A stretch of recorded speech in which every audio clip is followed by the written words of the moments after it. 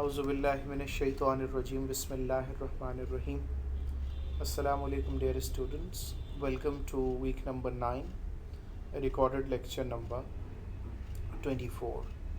Well, today we shall continue reading and analyzing uh, emails and letters and memos for uh, neutral and positive messages, right? We shall see both uh, good and bad examples, and so that we can learn from them that what should we try to include in our neutral and positive messages, and what we should avoid from such messages. Now let's see, this is direct email, right? And of course this is a draft. Draft means there are many weaknesses, many weak areas that need to be improved. So we shall read and discuss those weak areas, and then in the next slide we will see revision for this email. That is, a corrected version of this email. So we have two from subject. Subject says warranty ripoff, and if you see, just this word ripoff is not an appropriate word, right? Is rather abusive word. So we should avoid using substandard and abusive language, as we have already discussed in correctness principle, that selection of vocabulary is very important, and this substandard vocabulary like this ripoff, it should be avoided in all official communication. And as a matter of fact, even in personal life, it does not suit an educated person and a sensible person to use such substandard language. So this should be avoided from official communication. Now moving to salutation. Dear Mega Media customer service, I thought I was getting a really good deal at Mega Media, but I was wrong. I'm fuming that you have your salesperson slip in unwanted service warranties to boost your sales. See, the person or the writer starts with allegations, has placed allegations on the company that they are using unfair means uh, to increase their sales, and so far the customer has not given any such evidence. And in countries, where strict legal compliance is available, so the company can even take this customer to the court for putting allegations without evidence. So as we have discussed earlier, following the courtesy rule, that we should not place allegations on others without any evidence. And if we see the comment on right, it says sounds angry, jumps to conclusion, right? So because while writing for official correspondence, even for personal correspondence, the purpose should be kept the most important. That what is the purpose of writing this email? So actually the purpose of writing this email was to take his or her money back, that was uh, most probably mistakenly overcharged. Now let's move to the next paragraph. Recently I purchased a super Samsung 55-inch LED curved 3D HD TV and was thrilled with it because I have no faith in service warranties. I specifically told the salespersons that I did not want a 3-year service contract, but there it is on my visa statement for this month. You people have obviously billed me for a service I did not authorize. I refuse to pay this charge. Now this gives the details, but again is unable to control, you know, his or her tone, right? And forgets the writer forgets that not necessarily that somebody has intentionally done that. That could have been a mistake, and you know, all of us make mistakes, and it is possible. I have no idea how you can hope to stay in business with such uh, fraudulent practices, you know, allegation fraudulent practices. Later this year, I was hoping to return to look at a similar set for my parents, but you can be sure that I'll find an honest dealer this time. Now, you know, this is the draft. Maybe sometimes uh, we are angry, and if we write such an email, but before sending it, we should always give it a second thought. And it is always recommended that if you are angry or if you are in bad mood, and even if you have composed some message, it's better not to send that right away. Maybe take some time and let your emotions settle down, and then you can you know, reread your own email or letter when you when you come back to your normal mood, or when you settle down. Most probably you will be able to remove all such you know, mistakes that are because of anger. Now let's see, this is the revised version of the same email.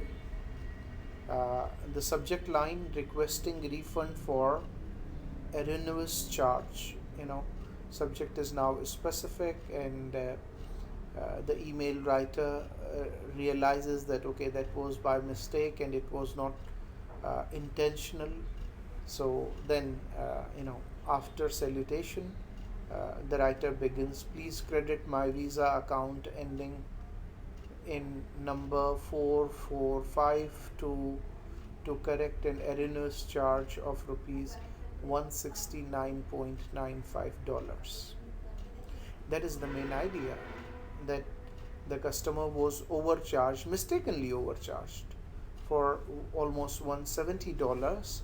And now the purpose of writing this email is and should be that you want to take your money back. That's it. You do not want to fight with anyone. And by using such harsh language, you know, that's not good for you. Though usually business persons, they do not have this angry nature, but in case you know, if somebody, a representative, has a similar nature, then maybe you will not be getting your money back, because that has already been taken off. So the focus should be your purpose, and in this case, purpose of the customer is to get his or her money back that was overcharged because of a mistake. Now second paragraph is the detailed paragraph. On July 23, I purchased this and was thrilled with it. Although the salesperson discussed a 3-year extended warranty with me, I decided against purchasing that service for this. However, when my credit card bill arrived this month, I noticed an extra 169.95 charge from Mega Media. I believe this charge represents the warranty I declined. Attached is a scanned copy of my sales invoice along with my Visa statement showing the charge. You know, discusses in detail the purchase and the discussion with the salesperson, and as an evidence provides both the Visa statement and the sales slip. Please authorize a credit immediately and email me confirmation of the transaction. I'm enjoying all the features of my Samsung HD TV and would like to. Okay, now let us move forward to another most probably an email. It's only body part, so since since to, from, etc. is not shown, so customer adjustment letter, yeah, I'm sorry, this is a letter, not email. Customer adjustment letter. I'll share with you in one of the upcoming recorded lectures the letter format and layout, so things will be clear. So today only body part of the letter has been included in this example. Now once again, since this is a draft, so we should be expecting certain errors in it, and the idea of including these drafts is so that we become aware of making such mistakes, and many people make such mistakes. So the idea is that after having completed our draft, we should always give it a second reading before we finally send it to the clients or to the receiver. Like this is customer adjustment letter. Uh, your complaint letter dated 15 has reached my desk. I assure you that we take all inquiries about missing shipments seriously. However, you fail to supply correct address. Does does not discuss the main idea, right? I mean, if what is should be the main idea, if the person has not got the shipment, now what is the shipment status now? If that shipment is to be sent now, then the main idea, it should begin with that, your shipment will reach you on such and such date. So uh, these are just words. Let's read the comments given on the right. Fails to reveal good news immediately and blames customer, right? So one thing, you are not letting the customer know when his or her delivery is reaching, and secondly, you know blaming the customer that the customer failed to give the correct correct address. Now let's read the second paragraph. After receiving your complaint, our investigators looked into your problem shipment and determined that it was sent immediately after we received the order. According to the shipper's records, it was delivered to the warehouse address given on your stationery, 45 E Street, etc., etc. Unfortunately, no one at that address would accept delivery, so that the shipment was returned to us. I see from your current stationery that your company has a new address. With the proper address, we probably could have delivered the shipment. So gives the detail, and some of them is unnecessarily detailed. And if we read the comments given, creates ugly tone with negative words of sarcasm, right?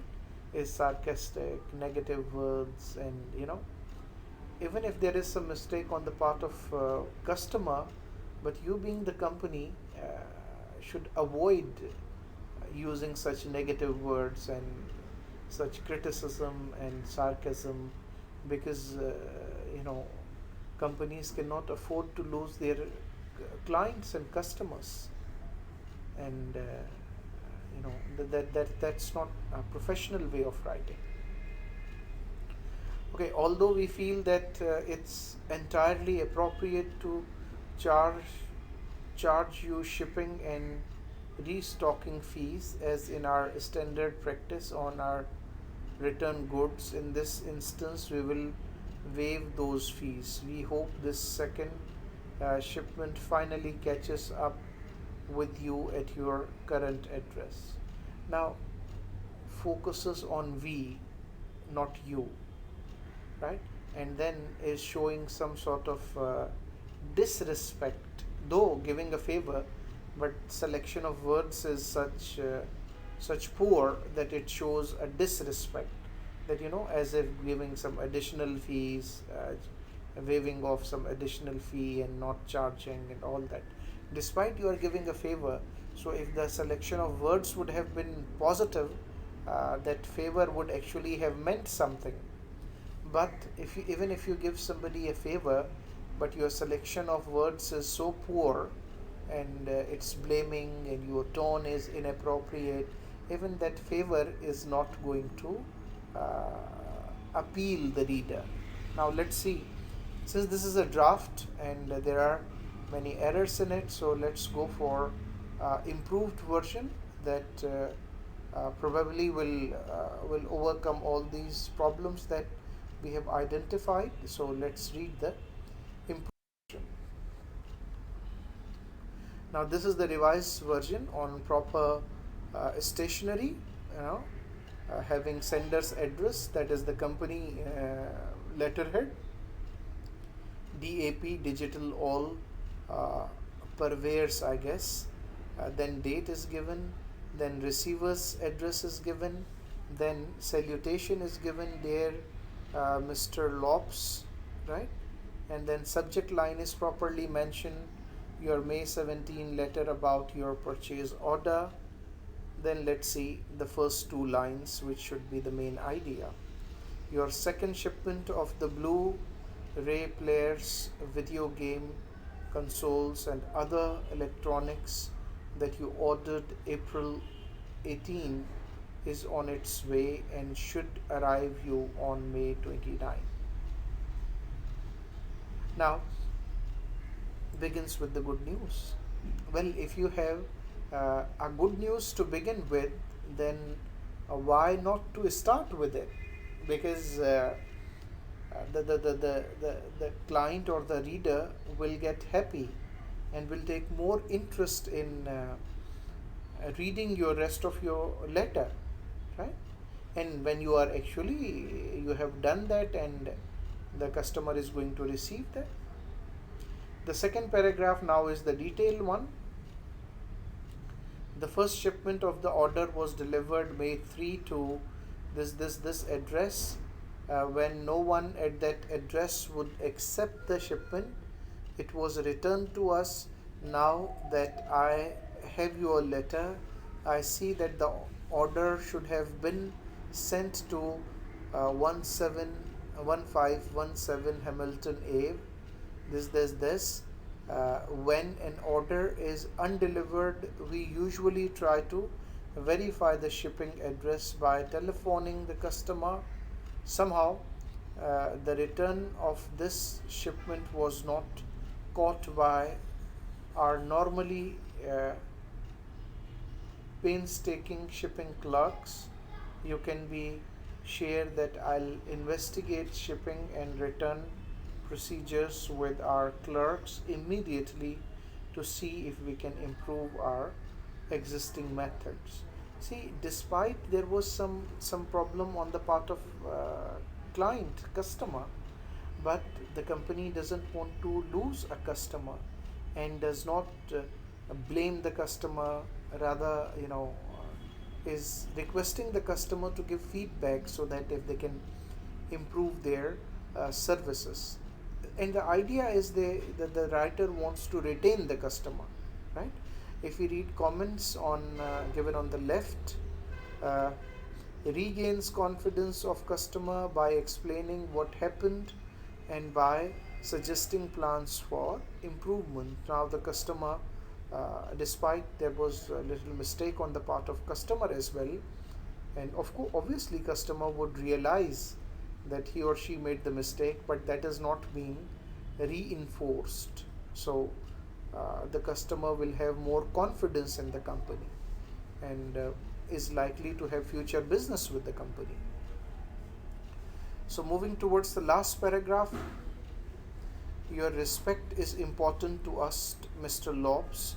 Although our rock bottom discount price have enabled us to build a volume business, we don't want to be so large that we lose touch with valued customers like you. Over the years, our customers' respect has made us successful, and we hope that the prompt delivery of this shipment will retain yours. Then, sincerely, and name of that manager and signature, and courtesy copy has been sent to the shipping department, right? So this is how we have an effective business letter with effective approach. Though this is a direct method, but since there is a good news to share, so rightly uh, the writer begins with the good news. So if you have a good news to share, start with the good news, like in this case, right? Okay, all right. So let's move forward.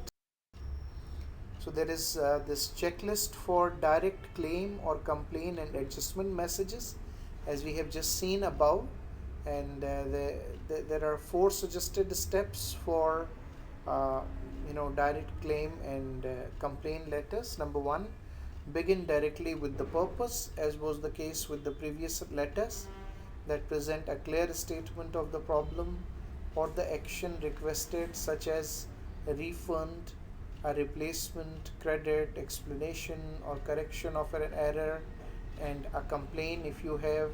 Uh, so start with the main idea instead of just playing around and then wasting your reader's time. Second step is explain objectively, no subjectivity, no blame, no over emotions.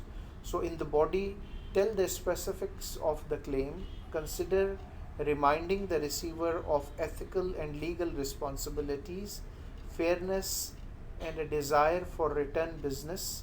Provide copies of necessary documents. Whatever the claims you are making, so provide copies of course, you should keep the original with you. Then conclude by requesting action, include an end date if important, add a pleasant, forward looking statement, keep a copy of message too. The last thing, exercise good judgment. Online postings are permanent, make your comments concise. I mean, this is for online posting. Concise and focus only on facts, respect posting rules and be polite, provide balanced views, and shun or avoid anonymity, right? Okay. Okay, then we have messages that make adjustments. We have also seen an example, the last one, letter. So open with approval. If you have made the adjustment already and if you have allowed what the customer wanted, so begin with that. There is nothing better than that. A customer would like to listen. So comply with the customer claim immediately and avoid sounding grudging or reluctant, right? Well, in the body, win back the customer's confidence, explain the cause of the problem, or describe your ongoing effort to avoid such difficulties. Apologize if you feel that you should, but do so early and briefly. Avoid negative words, acquisitions, unrealistic promises. Consider including resale and sale promotion informations. The last one, close positively. That is, express appreciation of to the customers for writing, extend thanks for the past business, anticipate continued patronage, refer to your desire to be of service, and or mention a new product if it seems appropriate.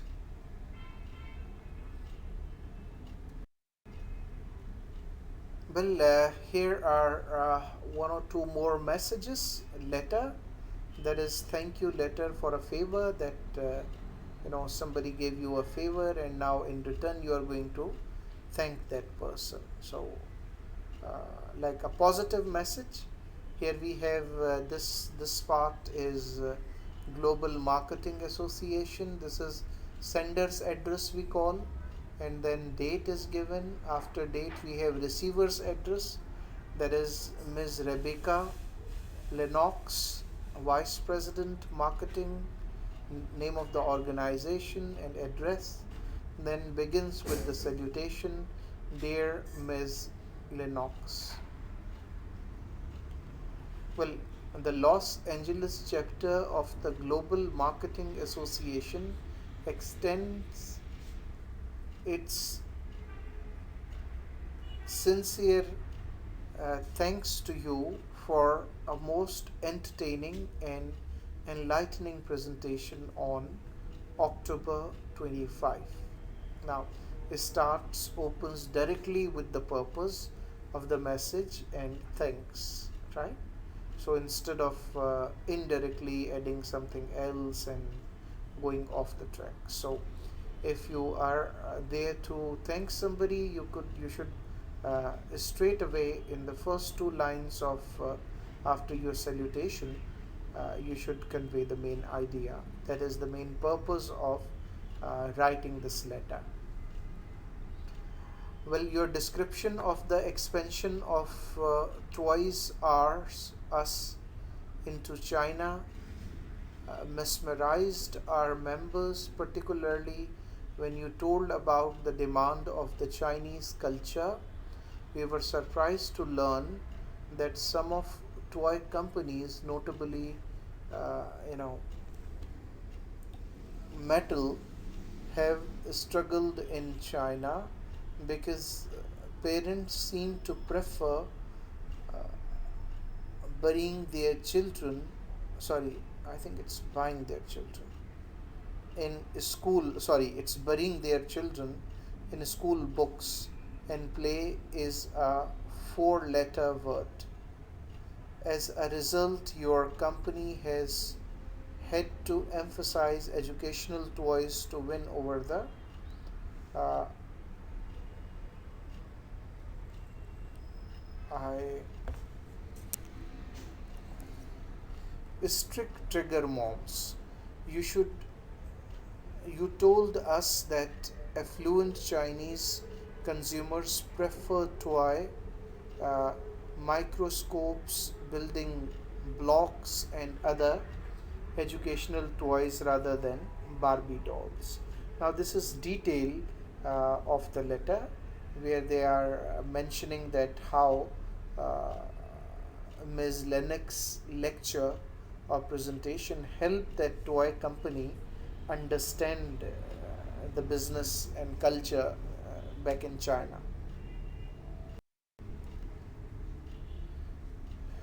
Now, this one, let's see,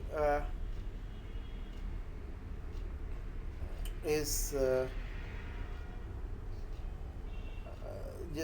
remaining part has been covered. We have already covered paragraph number 1 and 2 in the last slide. So we shall be focusing only on the last paragraphs, last two paragraphs. In addition to your good advice about entering the Chinese market, we enjoyed your sense of humor and jokes, as you must have recognized from the uproars, laughter. What a great routine you do on faulty translations. Okay, so spotlights the reader's talent and the strength and all that. And the last one is the concluding one. So we are grateful, Ms. Lennox, for the stimulating and intrusive evening you provided for our marketing professionals, right? So once again reinforces with the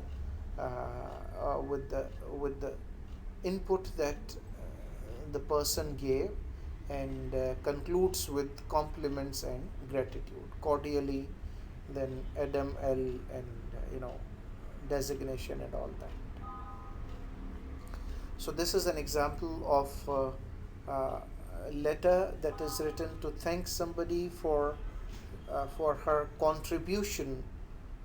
That the person, like, you might also need to write such letters in future. You call somebody, and then you as a positive letter of gesture, sorry, posture of gesture, you may be writing a thank you letter. And you know in most of the cases, companies do so to maintain their goodwill with the people they invite, and to retain such relationship in future. Well, this is the end of routine messages. Practice activities for these neutral and routine messages. You should consult page number 282 of Guffey, the book, that core text that has already been shared with you in PDF form. So you should go to page 282. It has a number of activities that provide opportunities to you to practice different routine and neutral and positive messages, and I would highly recommend that you do practice those situations, and so that you become familiar with writing such messages before your exams and before entering your professional life, right? So that's it for this lecture. Inshallah, see you in the next live session and next recorded lecture. By then, take very good care of you, and thank you very much.